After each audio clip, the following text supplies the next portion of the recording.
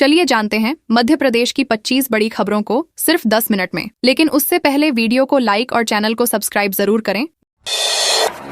Traffic व्यवस्था सुधारने के लिए सड़कों पर उतरे कलेक्टर एसपी। रतलाम में अस्थायी अतिक्रमण हटाने के दिए निर्देश। रतलाम में ट्रैफिक सुधार को लेकर मंगलवार सुबह कलेक्टर मिशा सिंह और एसपी अमित कुमार खुद सड़कों पर उतरे। दोनों अधिकारियों ने प्रमुख चौराहों का निरीक्षण किया और यातायात में आ रही परेशानियों का जायजा लिया। निरीक्षण के दौरान उन्होंने अस्थायी अतिक्रमण हटाने, गलत पार्किंग पर सख्त कार्रवाई और रोड चौड़ीकरण के निर्देश दिए। साथ ही जाम की समस्या से निपटने के लिए वन वे व्यवस्था लागू करने का सुझाव भी दिया गया। अधिकारियों ने कहा कि ट्रैफिक व्यवस्था सुधारना प्रशासन की सर्वोच्च प्राथमिकता है।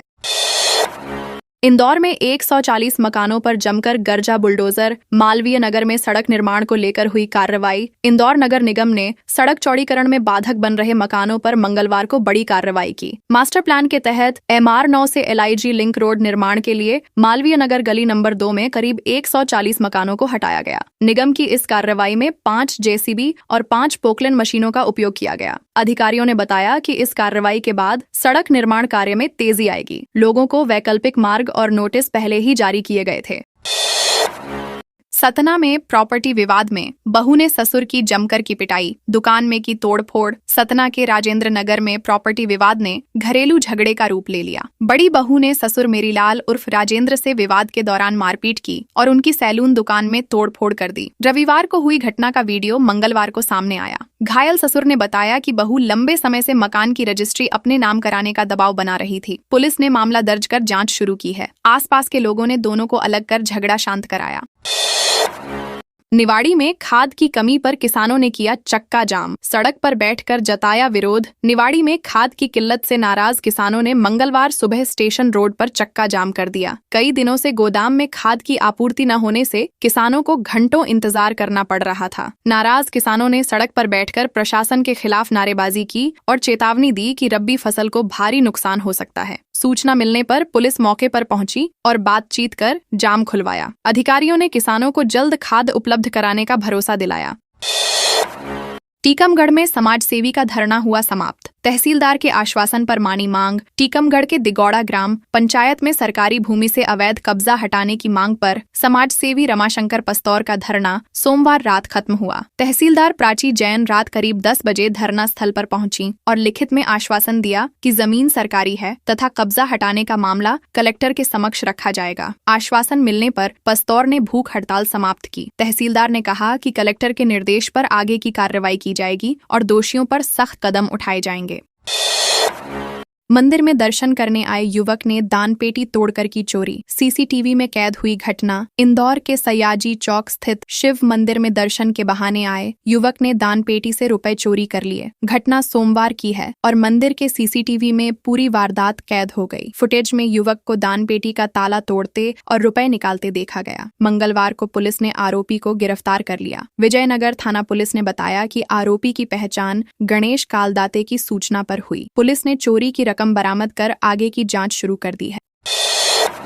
भोपाल में एयर इंडिया की फ्लाइट की हुई इमरजेंसी लैंडिंग। दिल्ली से बेंगलुरु जा रहा था विमान। दिल्ली से बेंगलुरु जा रही एयर इंडिया की फ्लाइट में तकनीकी खराबी आने के बाद सोमवार रात भोपाल एयरपोर्ट पर इमरजेंसी लैंडिंग कराई गई। उड़ान के दौरान पायलट को कार्गो से इमरजेंसी सिग्नल मिला, जिसके बाद उसने सतर्कता बरतते हुए विमान को उतार दिया। एयरपोर्ट डायरेक्टर रामजी अवस्थी ने बताया कि रात 8:15 पर विमान सुरक्षित लैंड हुआ और सभी यात्री पूरी तरह सुरक्षित हैं। जांच में तकनीकी समस्या मामूली पाई गई, जिसके बाद फ्लाइट को पुनः रवाना किया गया।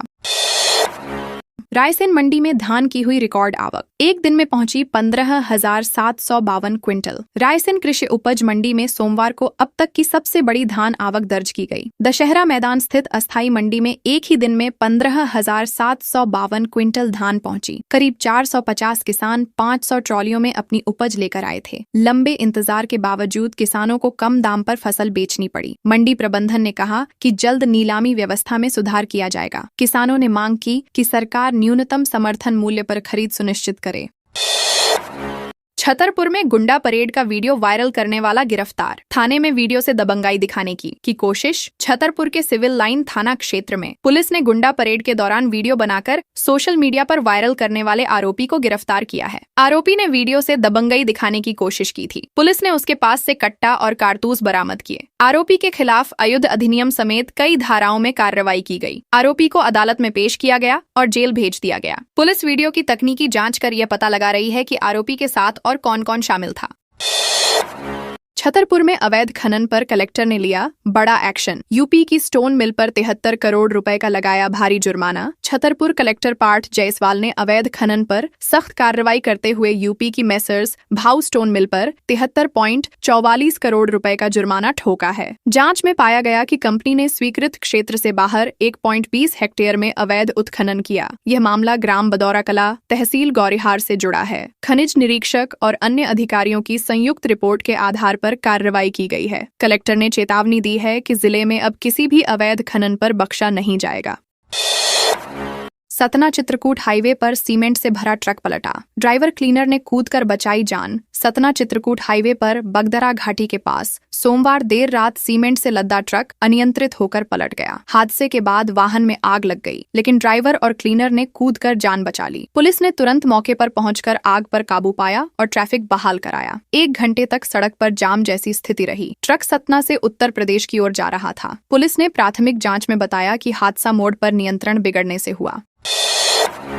विश्व कप विजेता क्रांति गौड़ को एमपी सरकार देगी 1 करोड़। भोपाल में सीएम ने की घोषणा। मध्य प्रदेश की बेटी और वर्ल्ड कप विजेता क्रिकेटर क्रांति गौड़ को राज्य सरकार 1 करोड़ रुपए का इनाम देगी। मुख्यमंत्री मोहन यादव ने भोपाल में इसकी घोषणा करते हुए कहा कि क्रांति ने प्रदेश का मान बढ़ाया है। क्रांति ने बचपन में कई मुश्किलें झेली, यहाँ तक कि मां ने उसके क्रिकेट के सपने के लिए गहने तक बेच दिए थे। अब बेटी ने पूरे देश को गौरवान्वित किया है। सीएम ने कहा कि एमपी के खिलाड़ी आने वाले समय में भी नई ऊंचाइयां हासिल करेंगे।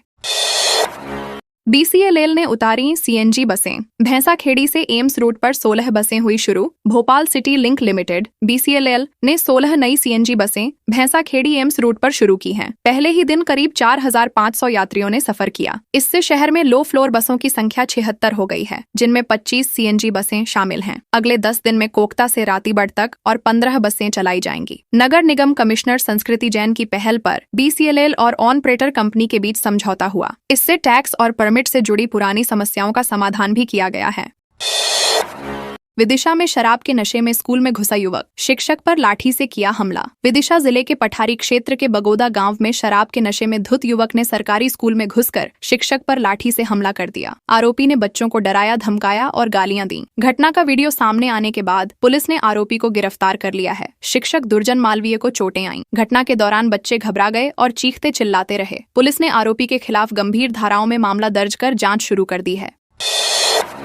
धीरेन्द्र शास्त्री पर समाज में फूट डालने का लगा आरोप। दतिया में आजाद समाज पार्टी ने प्रदर्शन कर एफआईआर करने की उठाई मांग। दतिया में आजाद समाज पार्टी ने बागेश्वर धाम के पंडित धीरेन्द्र शास्त्री के खिलाफ प्रदर्शन किया और एफआईआर दर्ज करने की मांग की। पार्टी नेता दामोदर सिंह यादव ने कहा कि शास्त्री समाज में जातीय फूट डाल रहे हैं और लोगों को धर्म के नाम पर बांटने का प्रयास कर रहे हैं। उन्होंने कहा कि देश संविधान से चलेगा, किसी धर्मगुरु की मनमानी से नहीं। प्रदर्शन के दौरान कार्यकर्ताओं ने नारेबाजी की और प्रशासन को झापन सौंपा। पुलिस ने जांच शुरू की है। शिवपुरी में अवैध शराब पर की बड़ी कार्रवाई। 33 पेटी देशी शराब के साथ 2 कारें जब्त। शिवपुरी पुलिस ने अवैध शराब के खिलाफ बड़ी कार्रवाई करते हुए 33 पेटी देशी शराब, 2 कारें और 1 बाइक जब्त की है। फिजिकल थाना पुलिस ने मुखबिर की सूचना पर स्विफ्ट कार से शराब पकड़ी। 2 आरोपियों को गिरफ्तार किया गया है, जबकि 1 फरार है। जब्त शराब की कीमत करीब 12,000 रुपए बताई जा रही है। पुलिस अधीक्षक अमन सिंह राठौड़ के निर्देश पर अभियान चलाया जा रहा है। आरोपियों पर आबकारी एक्ट की धारा 34 के तहत केस दर्ज किया गया है। LICC बैंक पर ग्राहकों से करोड़ों की ठगी। छतरपुर में जमा रकम लौटाए बिना बंद हुआ ऑफिस। छतरपुर में LJCC सोसाइटी पर करोड़ों रुपए की ठगी का आरोप लगा है। कंपनी ने ऊंचे ब्याज और आकर्षक योजनाओं का झांसा देकर 30 से 40 करोड़ रुपए तक वसूले और फिर ऑफिस बंद कर कर्मचारी फरार हो गए। कैडी गांव निवासी जितेंद्र सिंह समेत कई पीड़ितों ने SP से शिकायत की है। बताया जा रहा है कि कंपनी 2016 से संचालित थी और ID, FD, पेंशन, सुकन्या योजना जैसी स्कीमों के नाम पर लोगों को ठगा गया। पुलिस मामले की जाँच में जुटी है।